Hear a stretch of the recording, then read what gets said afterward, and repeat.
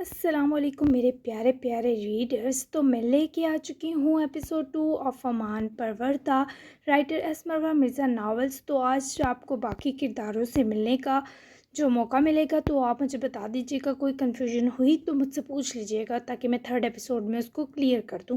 تو فوراً چلتے ہیں سیکنڈ ایپیسوڈ کی طرف. تو لیٹس اسٹارٹ. تو آ رہے ہیں آج صاحبزادے. عزیز جان اس بار وہ آئیں تو ان سے رشتہ زواجیت کی بات کیجیے گا.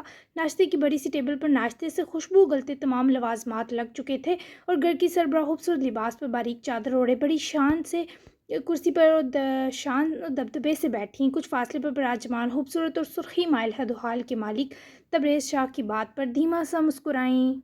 شادی کی جھنجھٹ میں نہیں پڑنا چاہتا ابھی تبریز. اس کی ذمہ داریاں اور فرائض پہلے ہی بہت ہیں. ویسے بھی جب مناسب وقت آئے گا اور اس کے دل کو کوئی پری پے کر بائے گی تو وہ سب سے پہلے مجھے بتائے گا. ماں جان کے جواب پر تبریز فوری سر ہلا گئی کیونکہ جو بات عزیزے کہہ دیں وہی حرف آخر ہوتی. چلیں جیسی آپ کی اور داران ماہر کی خوشی. وہ آپ کی وجہ سے دور رہ کر بھی شاہ انڈسٹریز کے نجی معاملات سنبھالتے ہیں. یہی غنیمت ہے ورنہ ہم سب کچھ ہینڈل نہیں کر سکتے تھے. دارم کا بہت سہارا تھا ہمیں لیکن جیسی اللہ کی مرضی. ذکر ہی ایسا ہو گیا جو ایک دم ہی وحشت و تکلیف کو بڑھا گیا. قتل ہوا ہے میرا دارم. سمجھے طبعی موت نہیں مرا. جس دن اس کے قاتل کا نام جان گئی وہ دن اس قاتل اور اس کی نسل کی خوشحالی اور سکون کا آخری دن ہوگا. تبریز شاہ یہ بات اپنے دماغ میں بٹھاؤ. میں اور داران جی ہی دارم شاہ کے انتقام کے لیے رہے ہیں. عزیز جان کا غم و غصہ آتشی بن کر پھٹا. یہ تو مایا اور ماول پر ان کی نظر پڑ گئی کہ اپنے عتاب کو دبا گئیں ورنہ در و دیوار لرزتے. غلط بات ہے ماول. کیوں تم ہر روز شرطیں لگاتی ہو جب پتہ ہے ہار جاؤ گی. میں بالکل بھی بائی جان کے آگے سفارش نہیں کر رہی. خوبصورت اور بانکی سی وہ 30 سالہ پیاری دوشیزہ کوئی اور نہیں داران ماہر شاہ اور ماول کی اکلوتی خالہ اور تبریز شاہ کی سالی تھی. اپیا اور پھر بابا کی وفات کے بعد سے مایا کبیر اسی گھر کی رہائشی اور فرد تھی. داران اور مایا لگ بھگ ہم عمر ہی تھے جبکہ دوسری گھنگریالے بالوں والی پیاری سی لڑکی ماول شاہ تھی. اس حویلی کے جمود کی دشمن اس گھر کی آفت. پلیز نہالا بس آج اگر میں نے ان بھوکھڑ دوستوں کو پیزا نہ کھلایا تو تانے مار مار کر میرا جینا حرام کر دیں گی.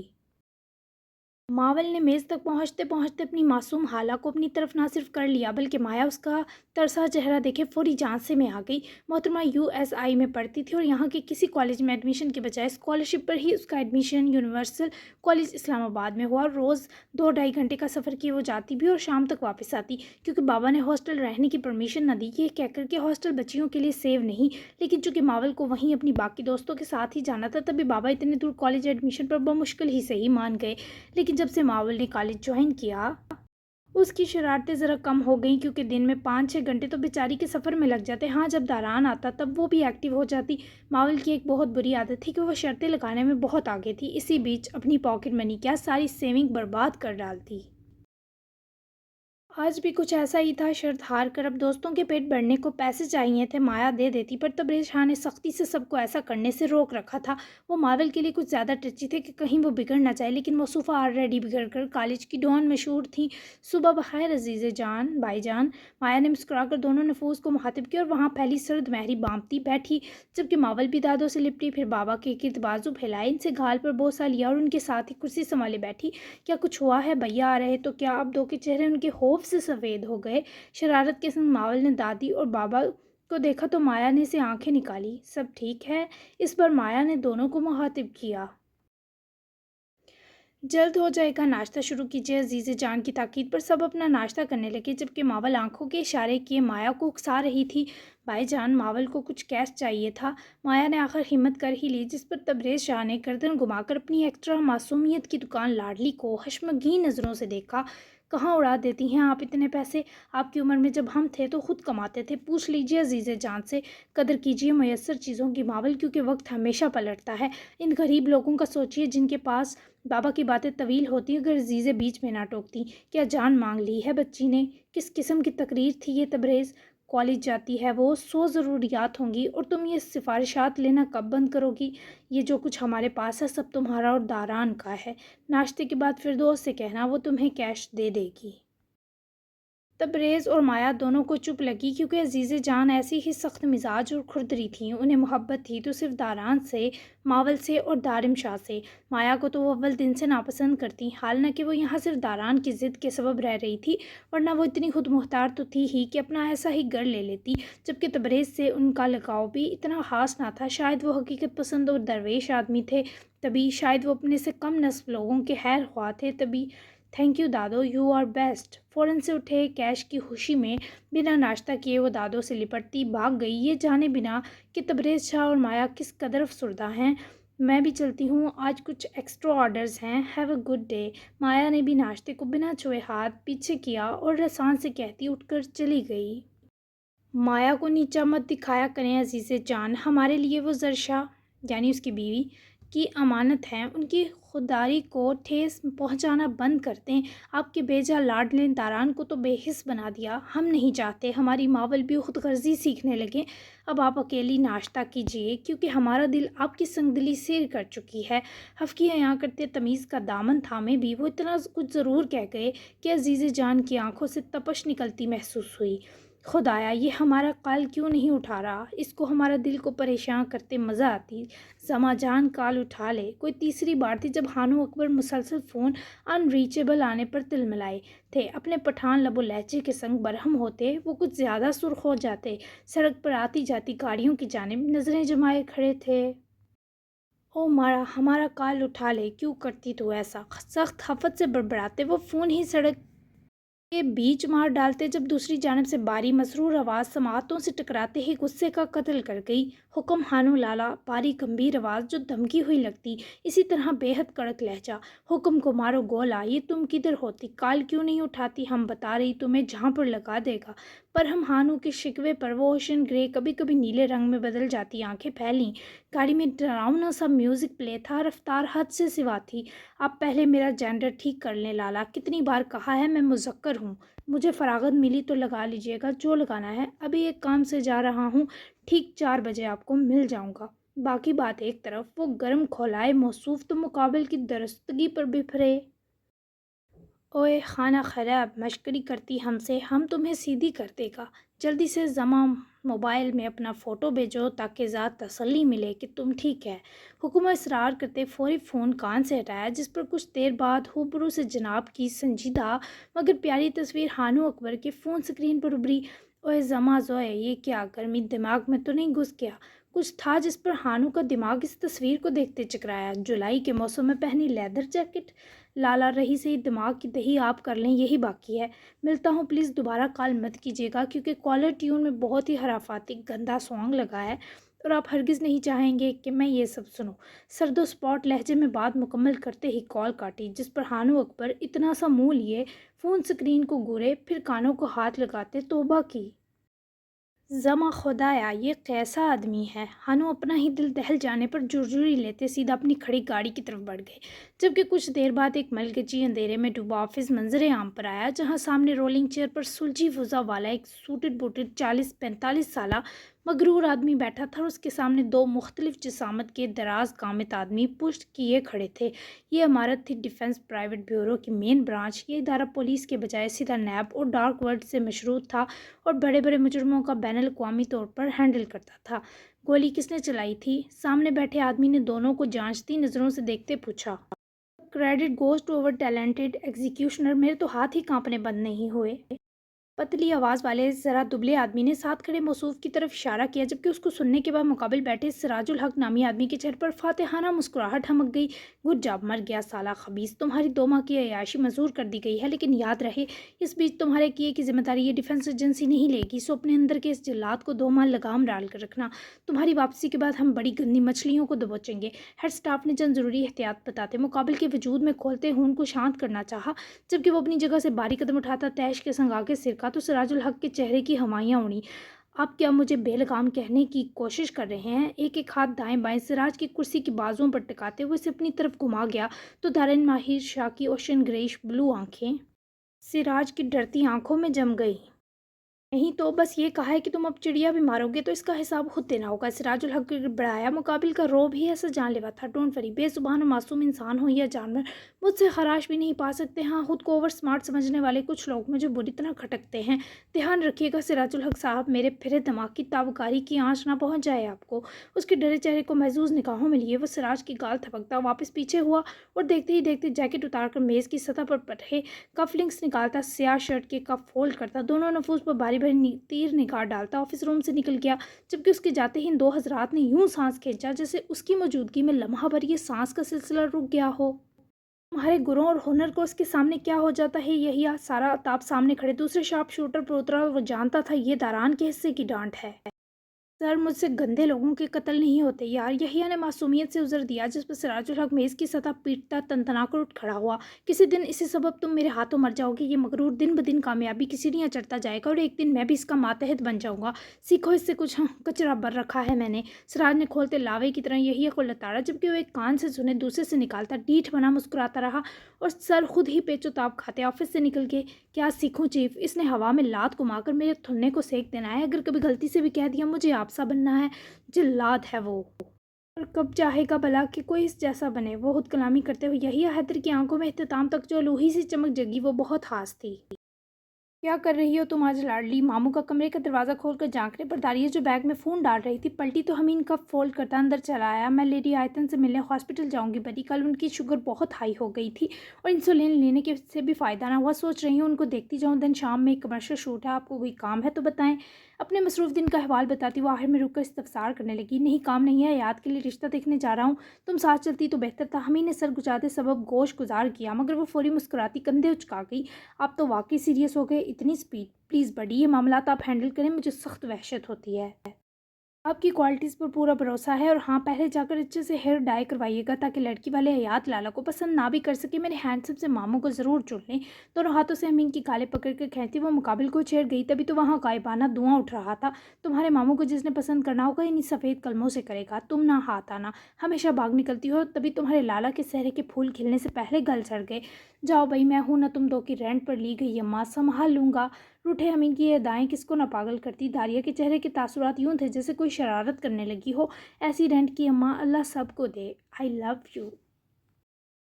ज़बरदस्ती गले पड़ती दारिया हमीन के नरूठेपन में कमी लाए से हंसाकर इससे पहले कमरे से निकलती अनीब की कॉल पर फ़ोन बैग से निकाले हाथ में स्कार्फ पकड़ती ही निकल गई, जबकि हमीन भी गहरा सांस भरता पीछे ही निकला।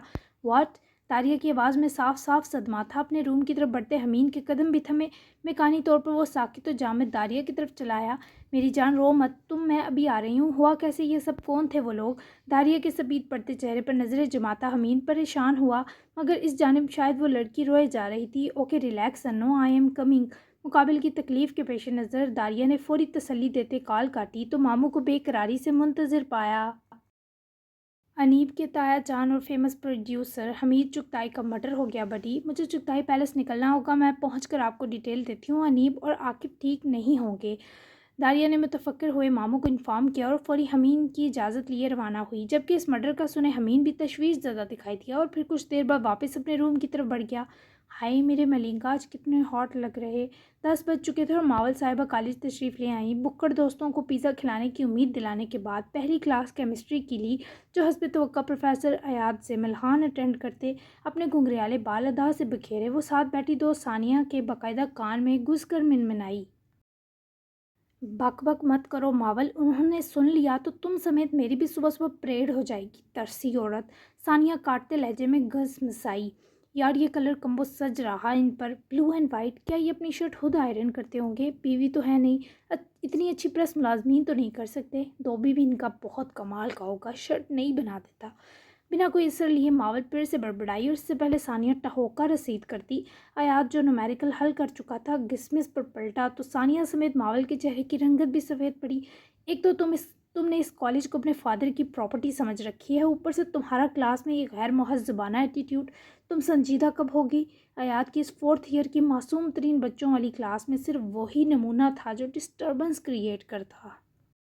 ملنگا سیریس نہیں ہو سکتی کیونکہ سیریس ہو تو یا بندہ مر جاتا ہے یا اس کی شادی ہو جاتی ہے۔ اللہ اللہ، مجھے ان دونوں سے ڈر لگتا ہے۔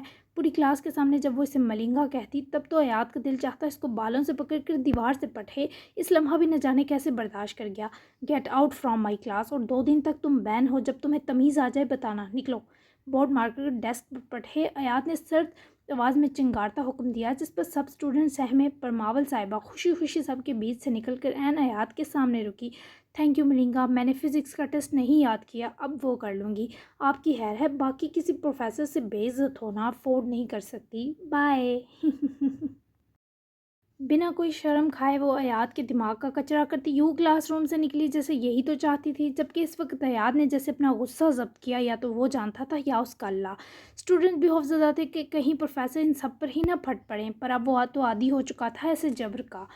کیا کہیں گے آپ اس حادثے پر؟ کیا قانون کی گرفت سے بچ نکلتا؟ وہ کئی معصوم زندگیوں کا قاتل ایک انصاف پسند کے ہتھے لگ گیا۔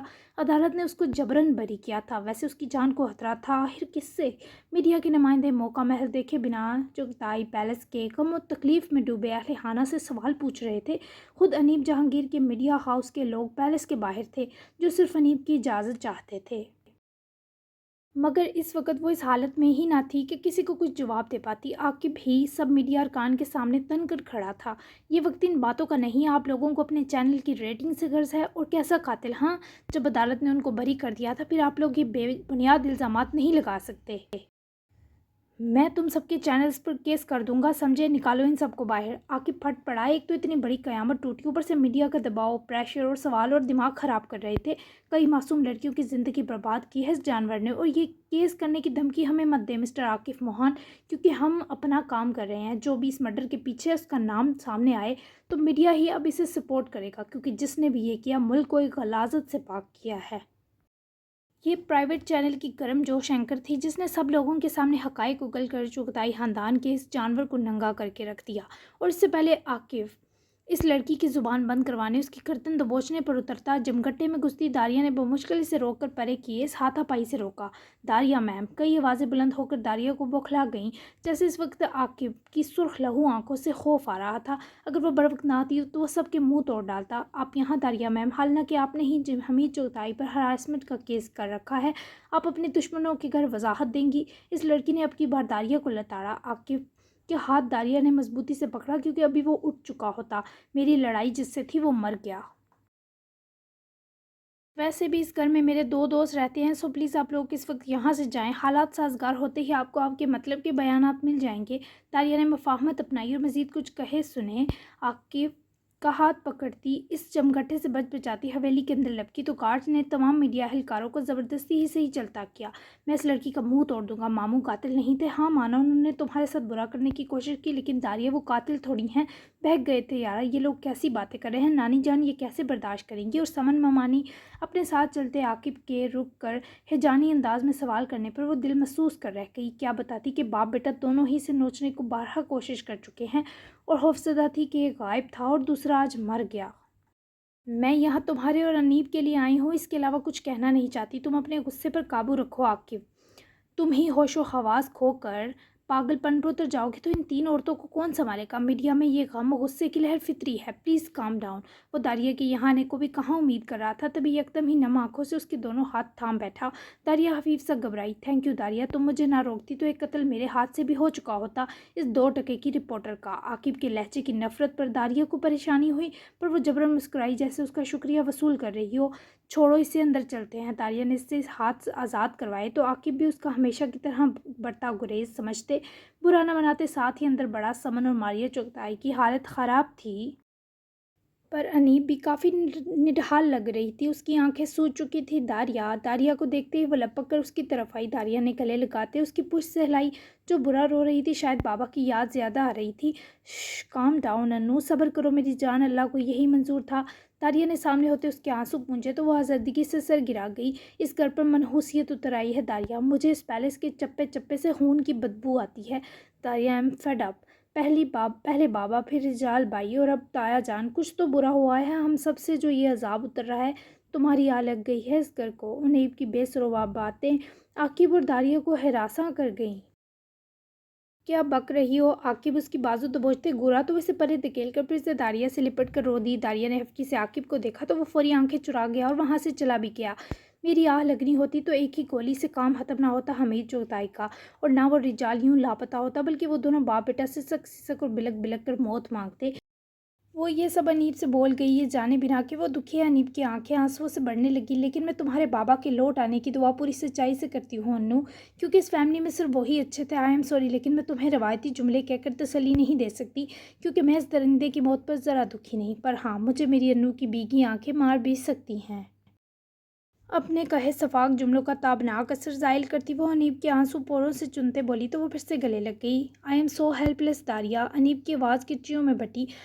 Be brave. चलो मारिया और दादो और समन आंटी के पास चलते हैं। इनका दो का दुख हकीकत में बड़ा है। आ जाओ, शाबाश।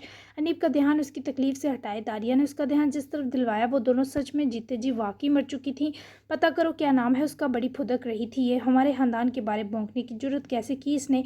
आकिब के ने बाहर आते इस बदजुबान रिपोर्टर के बारे अपने आदमी को हुक्म दिया, जिस पर वो फौरी सर हिला गया, जबकि आकिब ने हकारत के संग अपनी सुरमई हल्की हल्की दाढ़ी मुझ पर हाथ फेरते गैर मरई नुक्ते पर गा गाड़ ली। जारी है। पहली किस पर इतना कम रिस्पांस देखकर बहुत दुख हुआ। खैर उम्मीद है 3-4 एक साथ तक सब वापस आ जाएं। जी तो कैसी लगी कि सबके रिलेशन समझ आ गए ना। अगर किसी को किसी किरदार को लेकर कन्फ्यूजन है तो पूछ ले, मैं अगली किस्म में वो सब जवाब क्लियर कर दूंगी। और आप सब एक बार इंट्रोपोज या वीडियो लाजमी चेक कर लें, इससे नावल को समझने में मदद मिलेगी। चैनल लाजमी सब्सक्राइब करें। मिलते हैं किस नंबर 3 में। तब तक के लिए अल्लाह हाफिज़।